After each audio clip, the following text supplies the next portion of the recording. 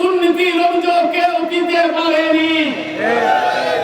আমাদের এলাকায় এলাকায় এই মুগি ইউনিয়নের আমাদের তারা দায়িত্ব পালন করছেন, পার্শ্ববর্তী ইউনিয়নগুলোতে আমাদের তারা দায়িত্ব পালন করছেন। তারা আপনাদের চোখের সামনে আছে।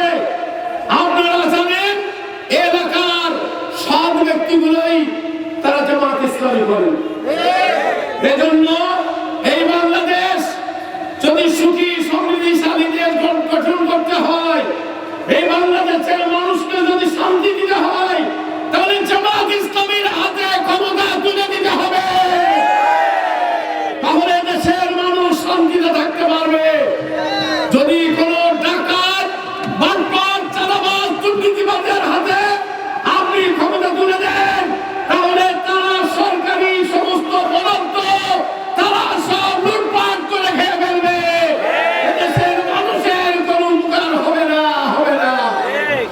এজন্য জামাত ইসলামী যদি ক্ষমতায় যেতে পারে, গরিব মানুষের যে চাহিদা, এই চাহিদাগুলো জামাত ইসলামী পূর্ণ করে দেবে। কোন মানুষকে না খেয়ে থাকতে হবে না, কোন যুবক যুবতীকে বেকার থাকতে হবে না। বেকারের হাতকে শক্তির হাতে পরিণত করা হবে। কোন ব্যক্তি বিনা চিকিৎসায় মারা যাবে না।